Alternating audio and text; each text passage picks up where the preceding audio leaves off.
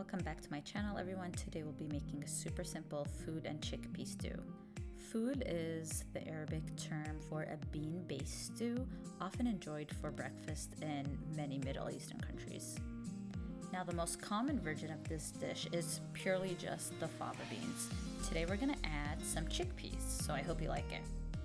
This is a very hearty and rich dish. It's perfect for brunch, perfect for gatherings.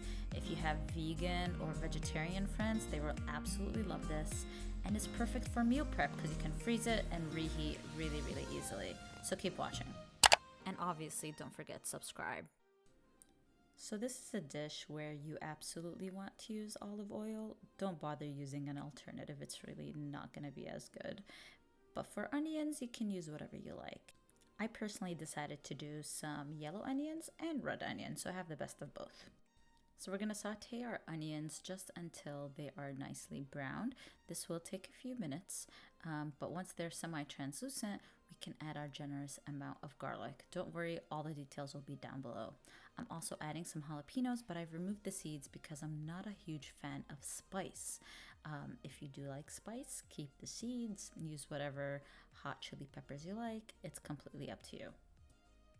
I'm gonna allow these to continue sweating until it turns into a beautiful golden brown. Make sure you mix it regularly so it doesn't stick too much to the bottom. Once that's ready, I'm gonna add my diced tomatoes. Notice how I'm keeping the seeds and the moisture.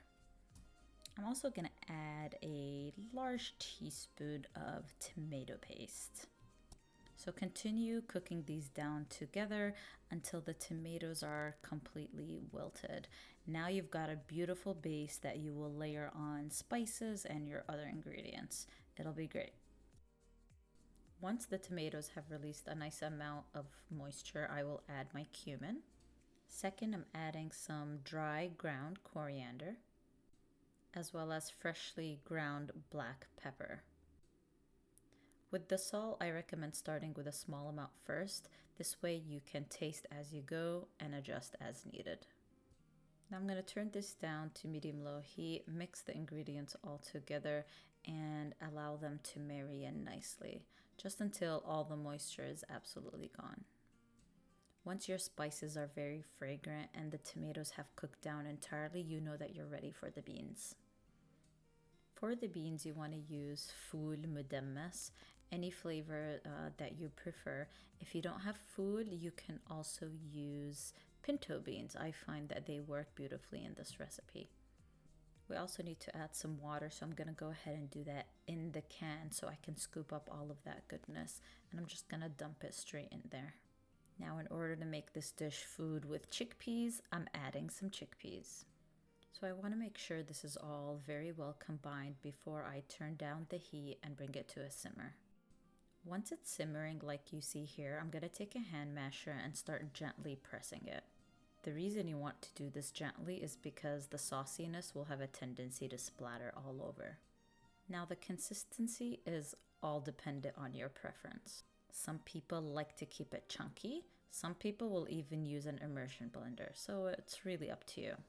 My personal favorite is somewhere in the middle. We want to have this simmer for about 5 minutes or so, and make sure that you're rubbing the bottom of the pot so nothing is sticking.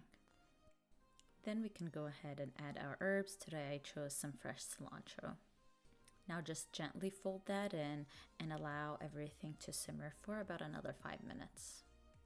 If you have some green onions on hand, that would also be a great addition to this dish. You want to bring this back up to a low simmer and continue to do so for 5 to 10 minutes. This tastes even better the next day, so you can cover this up, stick it in the fridge, and just reheat it. You can obviously go ahead and enjoy it the same day, but if you choose to put it in the fridge, the next day, if you feel like it's dried out, just add a little bit of water and reheat it on the stove. It'll be perfect. When serving, I highly recommend drizzling a generous amount of olive oil. You want to do that right before you dip in your nicely toasted bread.